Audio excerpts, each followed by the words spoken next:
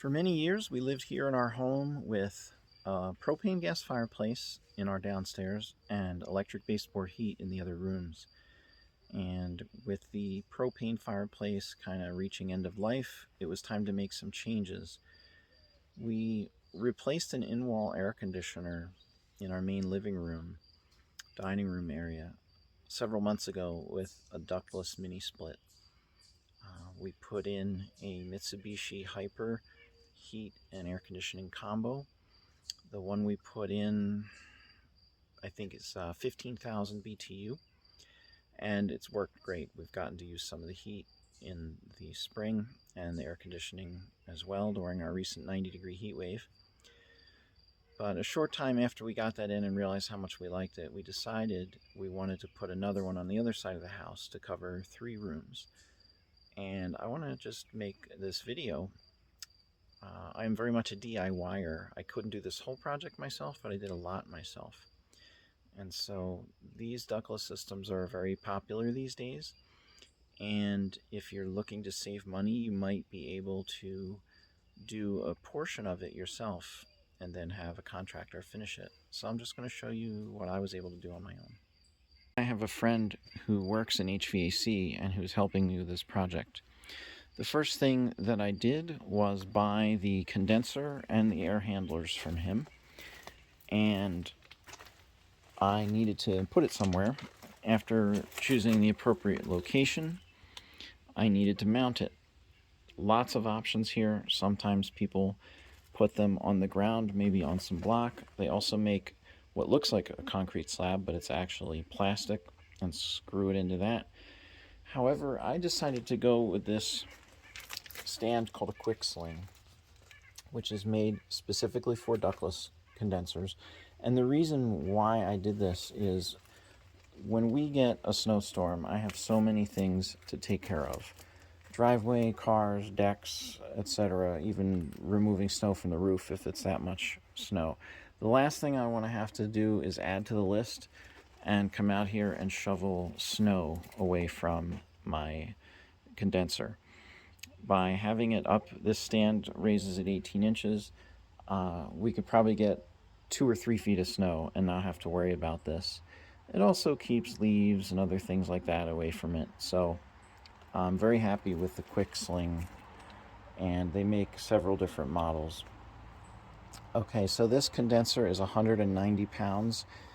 I put it on, we have stone here already, so it's leveled, it's on treated wood. I tend to over-engineer things a little bit, and I probably did with this stand, but I'm just very happy with how it came out.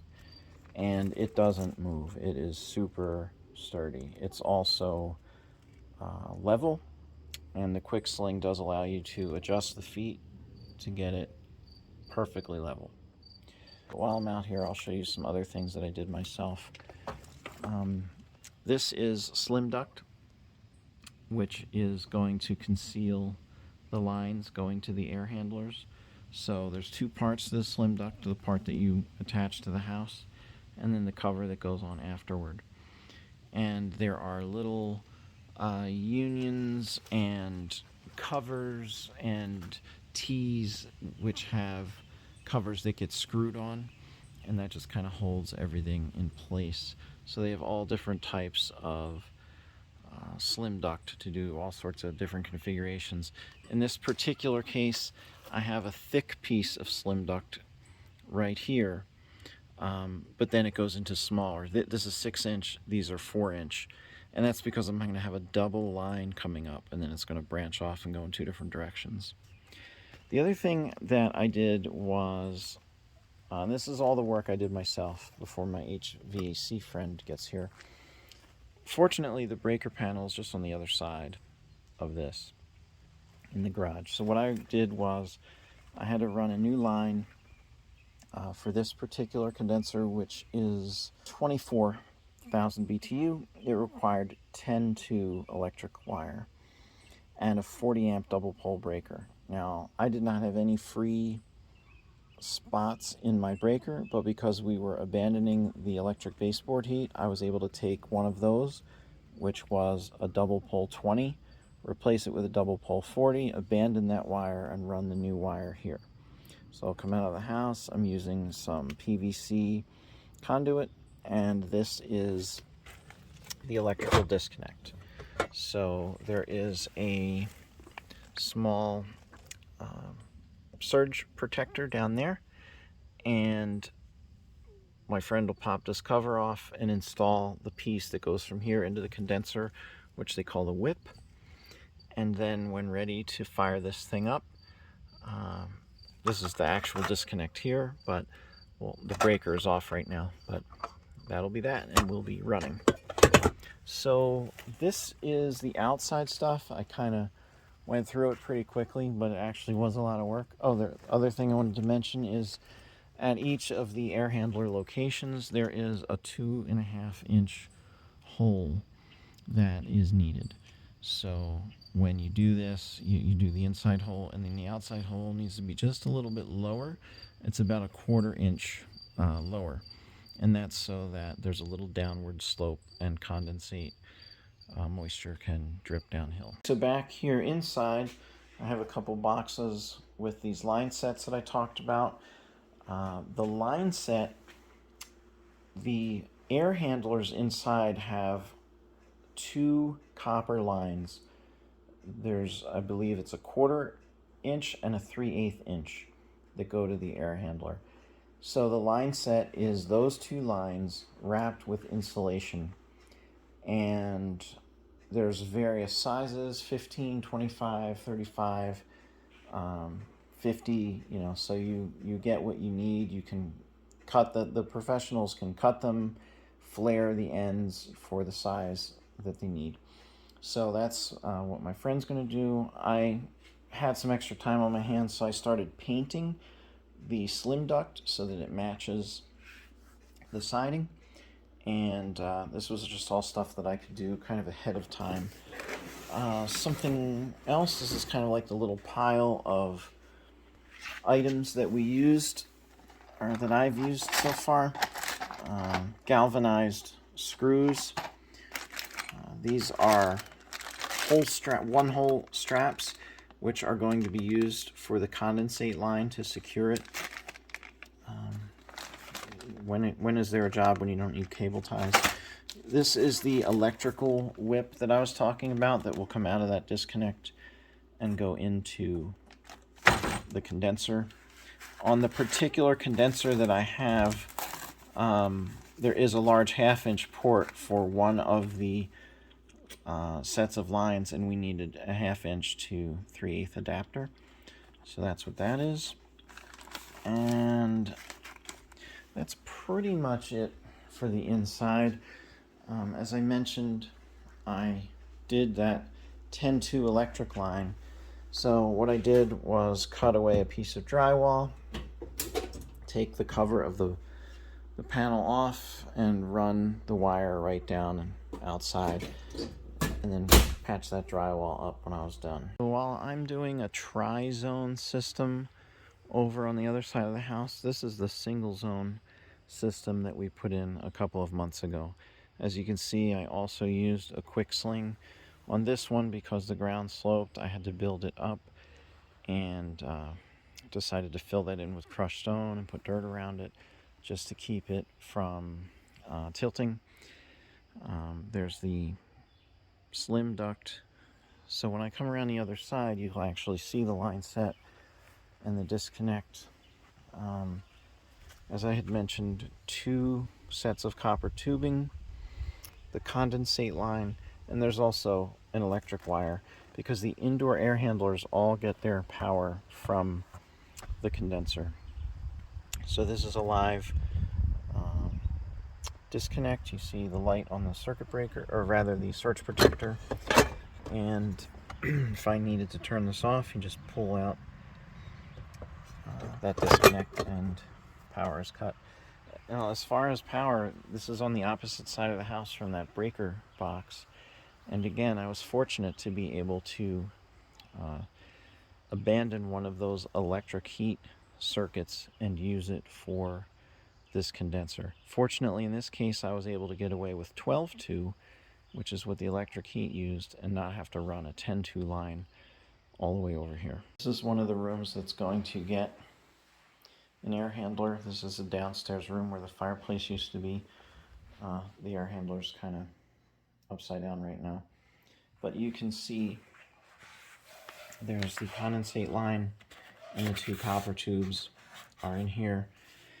And the process is to attach the electric wire and then feed all this stuff through that 2.5-inch hole.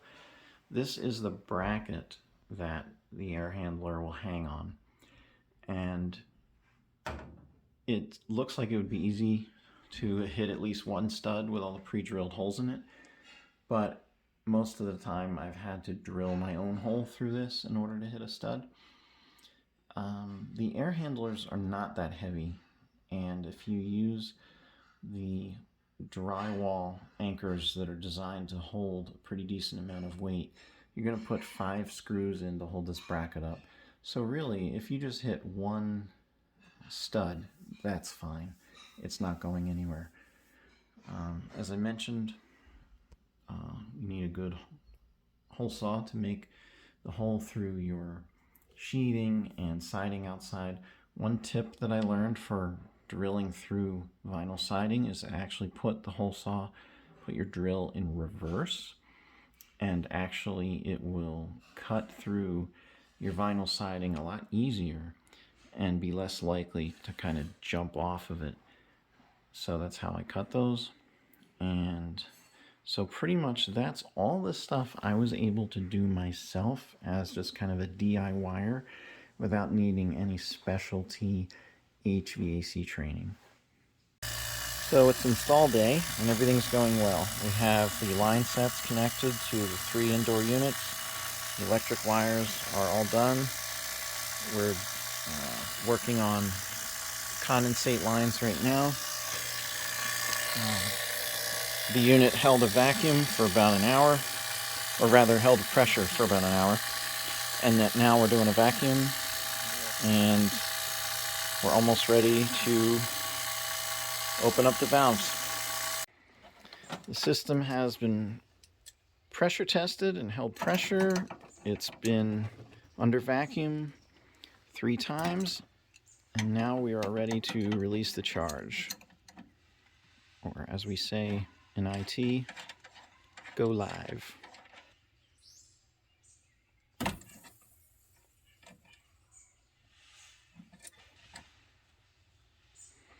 Seems a little anticlimactic, but it is. There was a mind-numbing amount of work to get to this point. I've been waiting for this moment for months. Here we go. I'm going to do an initial power up of one of the units. And we'll throw it on heat.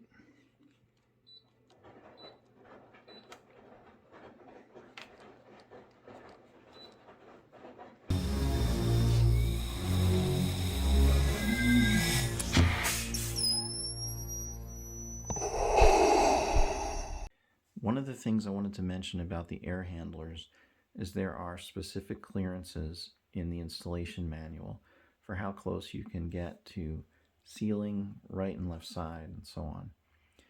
Every room is a little different. You might want an air handler in the center of the wall in one room. In another room, it may make more sense to have it in a corner, like this room.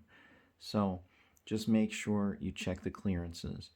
The same holds true for the condenser outside. There has to be a certain distance on the back, the front, the sides, for anything that might obstruct airflow. So you definitely want to comply with all those. She's purring like a kitten.